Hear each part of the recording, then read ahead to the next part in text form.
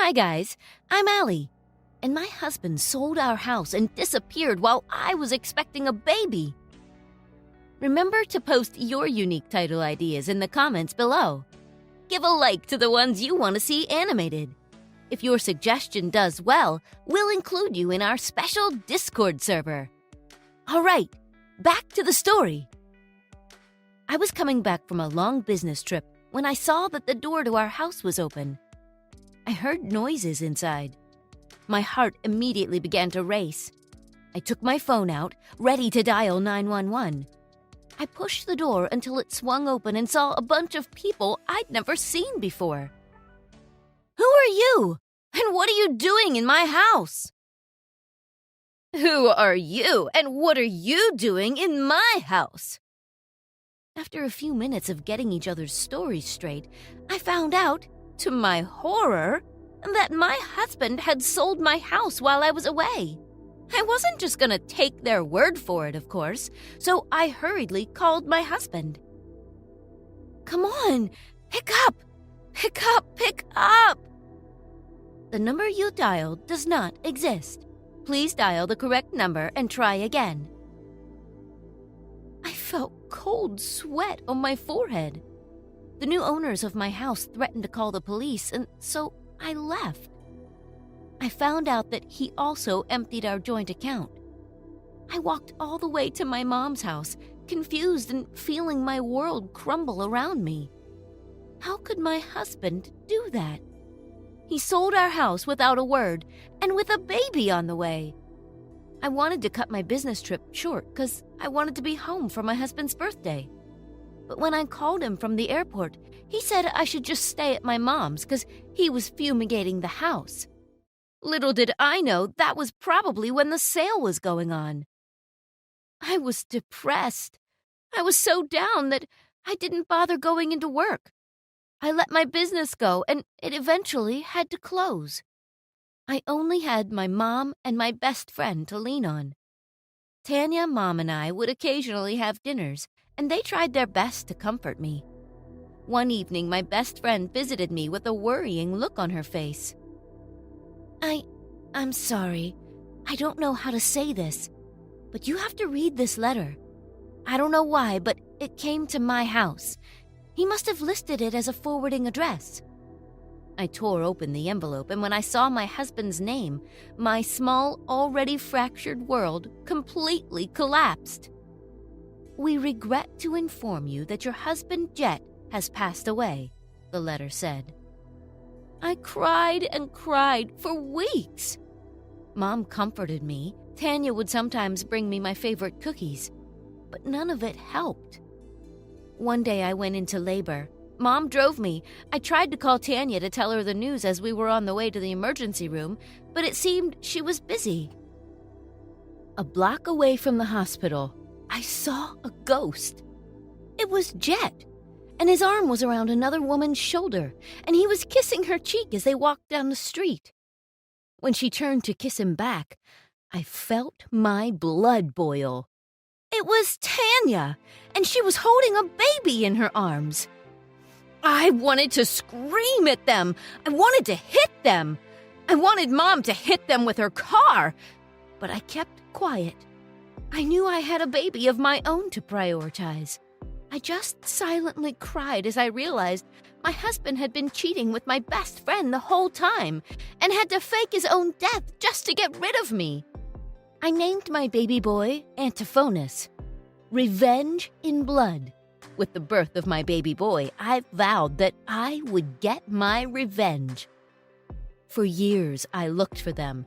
For years, I scoured the streets for any sign of where they went. I asked our mutual friends. Even Tanya just magically disappeared after she heard I'd had my baby. I went online. I asked everyone, even strangers on the streets, if they knew my husband. I just wanted answers. I just wanted to know why. My son grew up and started going by Anthony. I guess in my haste and having been blinded by anger, I may have given my son a hard time by naming him Antiphonus. But one day, many years later, I finally found out where his father was. My leads pointed me 6,000 miles away to a different country altogether. Jet was living a comfortable life with his new family, running a successful business to boot. I barely had any money, but I mustered up the funds and courage to fly out to him and get the answers I'd always longed for. I went in disguise. I approached his secretary with a plan in mind. "Hi, I'm Allie. We spoke on the phone earlier." "Oh, hi. What piece were you writing again, and for what publication?" I'm from a small magazine. You've probably never heard of it. Business Herald? Anyway, we're looking for stories of successful businessmen and how they run their businesses." "Great! If you'll just take a seat, I'm sure the boss will be here soon. I'll see if we can get you an appointment." When he got there, I saw that Jet was a tyrant. He would scream at anyone who crosses his path and threaten to fire them. As soon as he got in, I witnessed him douse a poor security guard with hot coffee just because he didn't like how he smiled. His secretary, seeing me shocked at what I witnessed, began to herd me towards the exit. "Actually, it looks like his schedule is full right now. Why don't you come back another time?" She pushed me out into the street, and I couldn't even catch my ex-husband's eyes to let him know that I was there. But before I could fight my way back into the building, someone grabbed my arm. I looked behind me and saw my son, Anthony. "I'm sorry. I know. I'm sorry I followed you here without telling you. I didn't tell you because I know you would have stopped me. But you're not the only one who wants to see him. I hate him too for what he's done to you, and I want revenge too." My son and I formed a plan. He applied for a job at the company and got in. We would slowly dismantle everything that Jet held dear, starting with his business. With Anthony's skills, he would steal all the company's secrets and we would sell them to their competitors. In just a few months, my son got promoted. He built trust amongst all the people who worked there, and slowly, our plan began to gain momentum. But one day, as he was sneaking around at Jet's office after hours, he got caught. It was Tanya's daughter. Anthony couldn't show his face at the office for days, in fear that Jenna would turn him in. One day, she appeared at our doorstep and demanded to be let in. "I suggest you stop whatever it is you're trying to do. I know you've been stealing company secrets, and one call from me and you'll be facing jail time." Please, you don't understand." "What I understand is that you've been stealing from my dad, and thieves need to go to jail." With tears in my eyes, I faced my son. I'm so sorry. This is all my fault. He's going to win again, and it's all my fault. You never should have come here. I'm sorry you got dragged into this. He's going to destroy our lives again." But before Jenna could phone the cops, her phone rang, and what we heard from the phone call made chills run down my spine. Did your mom, did Tanya say Jet was fumigating the house? How did you know my mom's... What? I told Jenna everything. I told her that history was about to repeat itself, and so, before everything was lost, we rushed to stop Jet from ruining another family's lives. We found out he was having an affair with his secretary, and when we'd gathered enough evidence, we confronted him with it. Tanya, Jenny, Anthony, and I cornered Jet and told him we were going to sue for marital fraud and bigamy. He was so scared, I could see his knees shivering. In hindsight, I guess we shouldn't have told Jet that we were suing him, because the next morning we found that he'd disappeared again. But at the very least, Tanya and her daughter didn't have to suffer the way I did. And they knew the truth without having to wait years to find out what a horrible man Jet was. With his company now without a CEO, Jenna stepped up to manage the business. Tanya and I became friends again, and Jenna offered Anthony's old position back in the company. Tanya and I even became friends with the secretary. It turned out she didn't know that Jet was planning on disappearing and that he would do all that evil. She thought he loved her and would end his marriage the right way. Things eventually settled down and life seemed normal again. I may not have gotten my revenge, but I gained my old friend back. Tanya, me, and our kids all lived together in the same roof after that, and we managed the business together. One day, as we were celebrating Anthony's promotion as the new marketing head, the doors to the conference halls burst open. Everyone went silent, even the music stopped. And when I turned around, I saw a ghost. Walking towards us with an army of lawyers behind him and a beautiful woman in furs by his side was Jet.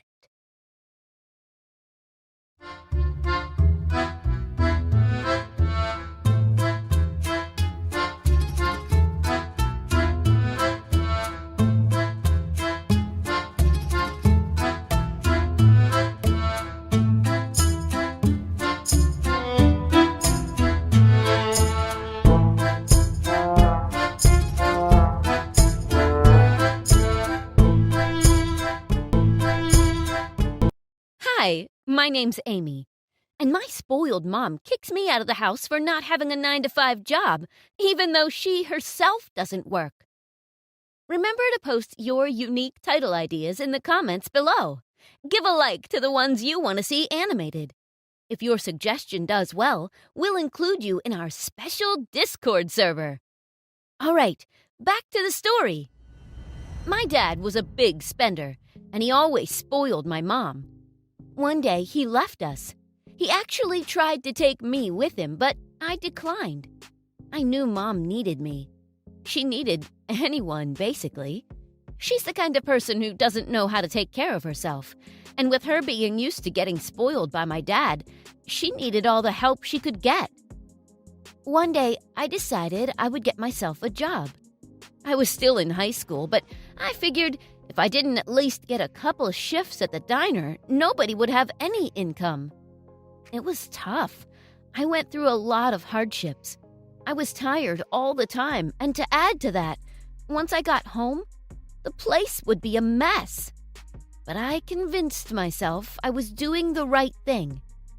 When I got to senior year, though, I hit a wall.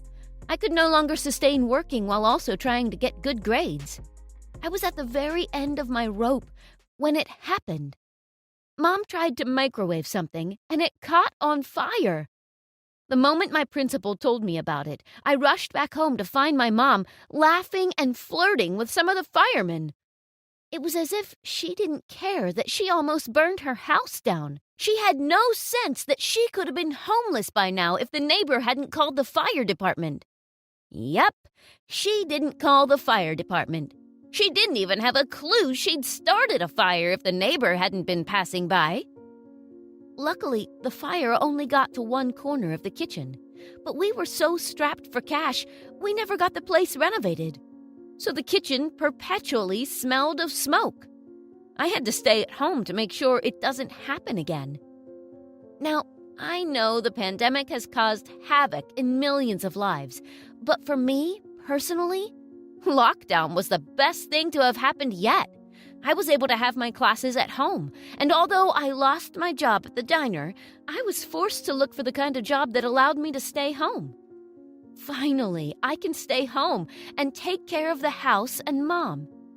And I don't have to quit school. That was when I discovered freelancing.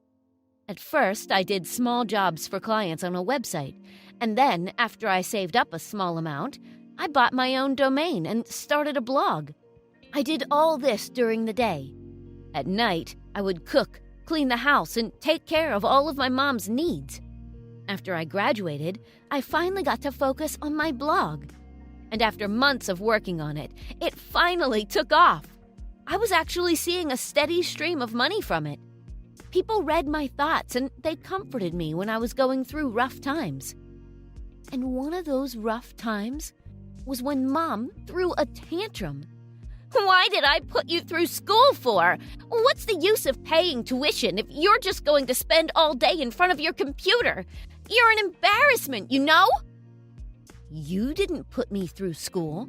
I put myself through school. I couldn't go to college because of you, because I had to work. Work? You call that online stuff work?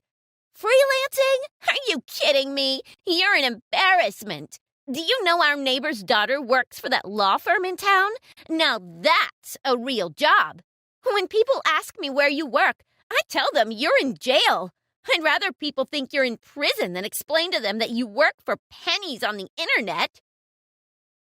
You realize I do everything in this house. Did you think all your food just comes out of nowhere? Who pays for the water? Who pays for the electricity? You do something once and you think you're the queen? You know what? I'm still your mother, and if you don't get yourself a proper job, I'm disowning you. Test me, child, and I'm throwing you out on the street. I actually thought about it. I really considered it. And I can't believe I even gave quitting my blog and my online business to get a regular job a thought. I did everything for her. I was doing her a favor. I could have lived with Dad and lived a lavish life. I wouldn't have had to work. But I chose to stay because she needed the help. And now she was telling me to get out? Just because I didn't want some boring corporate job? I was no longer good enough? When I cooked for her, washed her clothes, stayed at home so she wouldn't set the house on fire, I was good enough. But just because I don't work for some company, I'm a bum? I decided enough was enough. I spent my entire childhood looking after her, and now that I'd turned 18, it was time for me to focus on my own life and go after my own dreams. She was a grown adult. If she couldn't take care of herself, it was no longer my responsibility. I packed my bags, and for the last time, I paid all the bills that needed paying. I did the laundry. I prepared 3 meals for her to eat through the day. I cleaned up the mess she made watching TV while having snacks the previous night. And then I left. Using what I'd earned from my blog, I started renting a flat. I wrote a book. It was a compilation of my many, many blog entries. And weeks after I'd left my old life, the book got picked up by a popular streaming platform. When I got the call, I dropped my cup of coffee. I couldn't believe it. For all the things that went wrong in my life, finally, things were going right. When I heard the amount of money they were willing to pay me, I was so speechless. The producer on the other line thought I'd hung up on her. My life changed overnight. They flew me to Hollywood, put me up on the most luxurious hotel suite, and assigned me my very own assistant. I got picked up by my very own driver, and I got my own stylist. Within a year, I saw my very own creation on TV. I binge-watched the whole thing in my living room, in the arms of my new boyfriend. We met during one of the promotional dinners the studio hosted for the show. I fell head over heels with Mario the moment I met him. Mario made me happy. Being with him made up for all the hard times I went through. He was the best thing that ever happened to me. Apparently, my mother thought she was entitled to what I had, because one day she beat at my door, demanding for me to let her in. Nice to see you too, Mother. She pushed past me and plopped herself on my couch. I heard you were shacked up with some big shot. So, where is this guy? I gotta borrow a couple of bucks. Glad to see you're still alive. You came all this way just to borrow money? It's none of your business what I do. You left, remember? How dare you take a tone with me? I am your mother. I raised you, and when the going went rough, you ran. You left me to become homeless. The bank repossessed my house. Just because you have a rich boyfriend now, your own mother isn't good enough for you. That was when Mario came out of the room to see what was going on. And immediately, Mom started flirting with him. So, you're the big shot my daughter's dating, huh? Say, you sure you wouldn't rather be with a real woman and not this little girl? You could buy me a fancy house too, and I promise you, you won't regret it. Are you seriously trying to take my man in my own house? It's his house, darling. Now lower your voice. Men don't like mouthy women. Did I not teach you that? Actually, ma'am, nice to meet you, by the way, but this is your daughter's house. It was so satisfying to see the shock in my mother's eyes. Yeah, remember that silly freelancing thing? It bought me this house, a villa in Hawaii, and a flat in London. How about that for someone without a 9-to-5, eh? My mother looked at Mario, looked at me, and looked at my boyfriend again. Mario nodded, knowing exactly what my mom was thinking. Your daughter's pretty successful, ma'am. I'm just lucky to have her. That was when she changed her tone. You have 3 houses? And you couldn't bother to help your own mother out. Let me just borrow a few thousand and I'll be out of your hair. I'm done taking responsibility for your bad decisions, Mom. I took care of you. I paid for your irresponsible ways my whole life. I had to give up on school to take care of you. And you threw me out. Now that I'm successful, suddenly I'm your daughter again? What happened to the money I left in the cookie jar when I left? I lost it in a bad bet. Just give me a couple thousand. I won't bother you again. You've just proven to me that you can't be trusted, Mom. The money came from my hard work. You became homeless thanks to your own doing. Why won't you just help me? You're just like your father. That was the last straw. I stayed for her. I took care of her. And she thinks I was my father? Even when I did all I could to stay and take care of her. I called security and threw her out of my house. If she ever shows up at my door again, she's going to jail. You might say I'm a horrible daughter, but I did all I could. I couldn't help her anymore. I had my own life, and I believe I should be able to cut off the toxic people in my life, even if they're family. She never believed in me. My success is my own, and she doesn't deserve any part of it. But I am thankful that she showed up, because now I have material for season 2 of my show.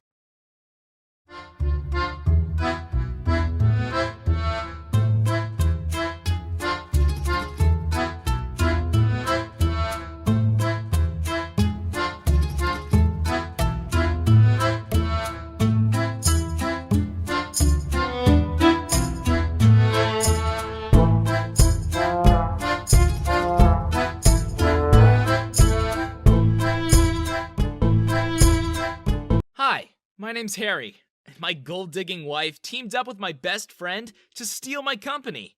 Now, they regret their decision. Shout out to Heat Blast!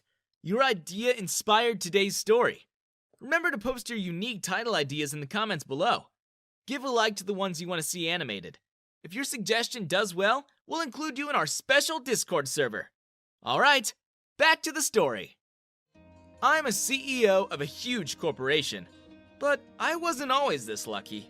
I grew up poor. My parents did the best they could, but it was a tough life. But no matter what, they never gave up, and I learned that from them.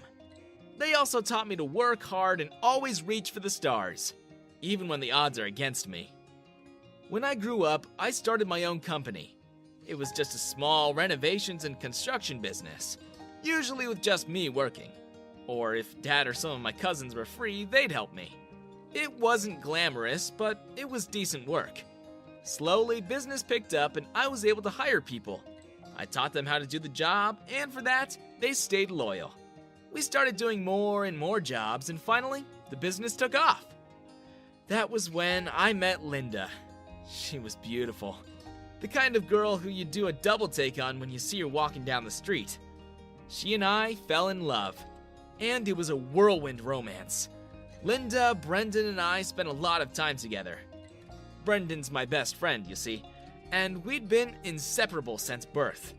When I was starting my business, Brendan got into law school, and since he came back, he's been my go-to guy for anything to do with contracts and paperwork. made me really happy to see that my girl and my best buddy were getting along well. For a while, life seemed perfect. One day, as Linda and I were having dinner at our favorite restaurant, Brendan came to our table and pitched me an idea. You know, you could be doing so much better. If you're smart with your taxes, you could double, even triple the money you're making. I saw Linda's eyes sparkle with greed. And how do I do that? Doesn't that sound sketchy? Nothing sketchy with the law, bud. Just leave it to me and I'll make your wildest dreams come true. Do it, babe! Don't you want to be rich? Oh, the things we could do with more money! Maybe we'll finally get to go to the Maldives! I don't know, babe. I don't want to get us in trouble. It just seems too risky. What's life without risk, bud? Come on, do it for your wife. Why do you have to be so spineless all the time? Your friend, who has your best interest, is telling you you can triple your income and you do nothing? I could use a more comfy life too, you know. I've lived in poverty my whole life. I just want the good things in life. Can't you give that to your wife? What would you feed our kids if you don't take this deal? Sure, you're doing well now, but kids are expensive. Would you want our future kids to starve like I did when I was growing up? I did it for her, for the love of my life, and I did still owe her a honeymoon. We never got to have one because I was so busy with work. I signed the papers my best friend gave me. It essentially named Linda as the owner of the company. I didn't understand it at first, but Brendan had a way with words, and so I trusted him as I always did. I imagined the future. Linda spoke about having kids. It was the first time I ever heard her talk about that. And it felt good. And it felt right that I made a move to secure our future. There were moments when I doubted my decision, but I knew I could trust them both. Besides, it benefited all of us. Of all the people in the world, my wife and my best friend were the two least likely to screw me over. But little by little, I noticed that Linda was spending more time with Brendan. Without me. And without telling me. When I asked her about it, she simply brushed me off, saying that she only does what's expected of her as the owner and is making sure that all the paperwork is being taken care of. Suspicion gnawed at me and I started following her. But nothing seemed wrong. She didn't lie when she told me where she'd be. She would always do exactly as she told me. And at the end of the day, she'd go to Brendan's office. But I couldn't shake the sneaking feeling that something wasn't right. So in a